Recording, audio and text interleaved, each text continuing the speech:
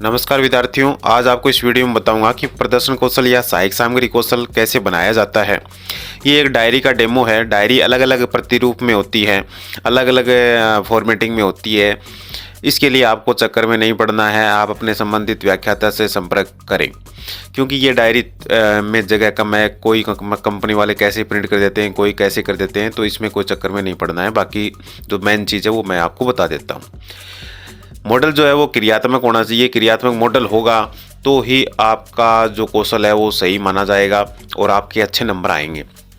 जैसे ये घर्षण बल का मॉडल है, जो 3 या 4 प्रकार के जो घर्षण बल होते हैं, उनके किस प्रकार की एक्टिविटी होती है उन बल के अंदर, वो सारी बातें इसमें बताई गई हैं।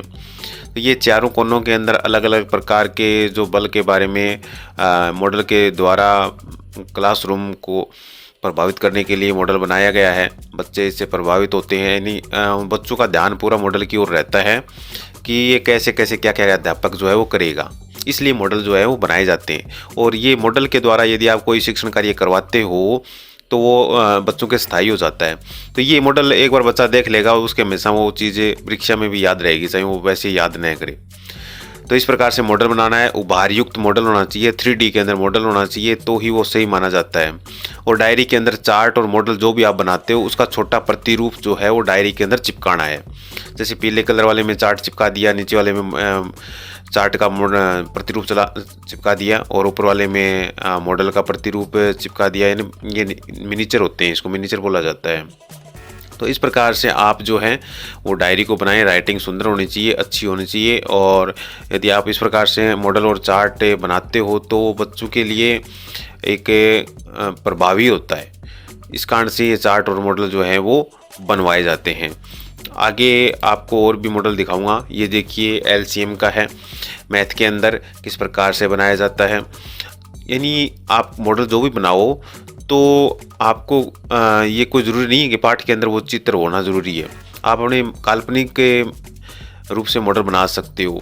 बच्चों की वो चीज़ समझ में आना चाहिए। मॉडल आप कैसे भी बना सकते हो, जो आपका टॉपिक है उसके आधार पर आपको मॉडल बनाना होता है। ये पोषक तत्व का एक टॉपिक है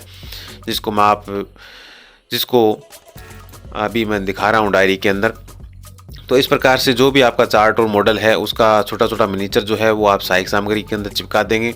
और ये इसका मॉडल है, पोषक तत्व का है, उभारयुक्त है, 3D के अंदर है, और प्रत्येक चीज़ ओरिजिनल चिपकाई हुई है। यहाँ पे बच्चों को एक एक चीज़ दिखाई गई है।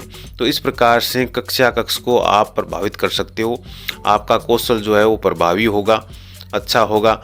तो ये मैं सिर्फ वीडियो आपको एक छोटे छोटे डेमो के रूप में दिखाने के लिए बनाया है, क्योंकि बहुत सारे बच्चे बोलते हैं हमें मॉडल दिखा दो, मॉडल दिखा दो। तो ये मॉडल देख लो आप, इस प्रकार से मॉडल बनाना है। ये तो एक छोटा छोटा डेमो है, बाकी और भी अच्छे अच्छे मॉडल जो है आपको दिखाऊंगा। ये देखिए किस प्रकार से 3D के अंदर मॉडल है, और ये देखिए क्रियात्मक मॉडल है। यानी बच्चों का ध्यान पूरा इस मॉडल की ओर होता है कि अध्यापक पता नहीं क्या करेगा, क्या हमें चीज़ दिखाएगा, और हमेशा वो चीज़ याद रहती है। तो इस प्रकार से आप जो है मॉडल बनाना है।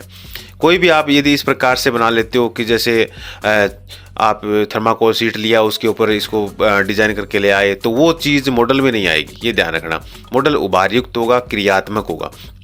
तो इस प्रकार से आप भी माइंड, और एक और ध्यान रखना है कि ये इस प्रकार से स्टैंड होना चाहिए। जैसे आप पढ़ाने के लिए आओगे तो उसको हाथ से नहीं पकड़ना है मॉडल को। जैसे यहाँ टेबल मेज पे रखा तो तुरंत ही वो उसके ऊपर स्थायी हो जाना चाहिए।